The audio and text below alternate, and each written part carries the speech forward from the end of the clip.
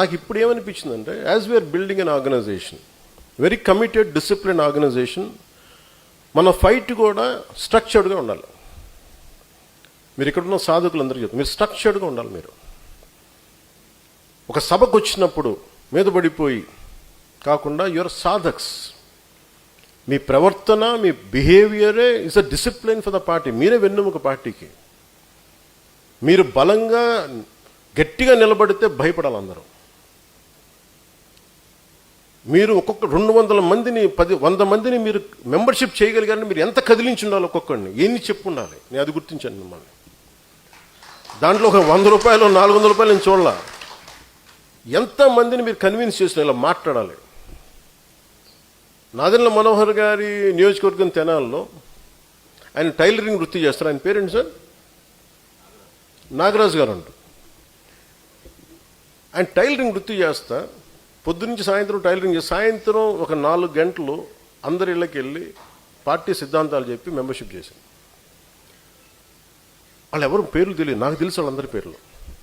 మీరు అందరూ అనుకోవచ్చు నా పక్కన ఉన్న దుర్గేష్ గారి పేరు, మనోహర్ గారు లేదు, నాకు తెలుసు. మీ అందరి పేర్లు తెలుస్తుంది నాకు. ఎందుకంటే నేను కూర్చోబెట్టి నేను చదువుతూ ఉంటాను, డేటా తెప్పించుకుంటాను. ఇలా ఉంటుంది డేటా నా దగ్గర. ఒక్కొక్కళ్ళది పేర్లు పెట్టి పిలిపించుకుంటాను. ఏం చేశారు వీళ్ళు, ఎందుకు ఈ మీటింగ్ పెట్టానంటే 2000 చేసిన వాళ్ళని పిలవాలి, 3000 చేసిన వాళ్ళు పిలవాలి, 10 చేసిన వాళ్ళు వదిలేరండి. నేను చెప్పాను ప్రతి ఒక్కళ్ళని చేసిన కూడా నేను కలుస్తాను అందరినీ. ఎందుకంటే ఈరోజు నేను సంపాదించే సంపాదన మీరే. 1000 కోట్లు నాకు అవసరం లేదు, కానీ 20,000 మంది నా సాధకులు, 21 లక్షల మంది నా ఉద్యమిలు చాలు నాకు. నేను సంపాదించుకున్నది అంటే ఒక దేశం, ఒక 10 మంది ఉగ్రవాదులు కూర్చొని దేశాన్ని వణికిస్తూ ఉంటే, అలాంటిది మీరు 20,000 మంది మీరు కూర్చొని మీరు బిగిన ఒక మాట పైన ఉంటే మీరు ఎంతో మార్పుని పట్టుకురాగలరు. ఎంతని మందిని ఎలాంటి గుండాయిసనైనా కీళ్ళు కాళ్ళు వంచి మీరు కూర్చోబెట్టగలరు. మీ శక్తి మీకు తెలియదు, అంత బలంగా ఉంది.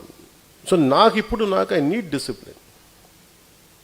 ఈ మాట మాట్లాడాలి, ఎందుకు మాట్లాడతాం? ఈ మాట మాట్లాడకూడదు, ఎందుకు మాట్లాడడం? ఒక విశ్లేషకులు కూర్చోబెట్టి ఒక తప్పు మాట్లాడితే దాన్ని ఖండించాలి. ఎంతవరకు ఖండించాలి? తెగేదాకా లాక్కూడదు. ఒక మాట చెప్పాలి, కానీ దాంట్లో కొంత క్షమ ఉండాలి, కరెక్షన్ ఉండాలి. ఇవన్నీ నేను I want to train all of you in that. నాకు తీసుకెళ్ళడానికి ఏమీ లేదు.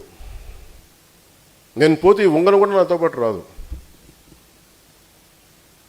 కానీ నేను వదిలేది నా భావాన్ని వదిలేళ్తాను ఇక్కడ.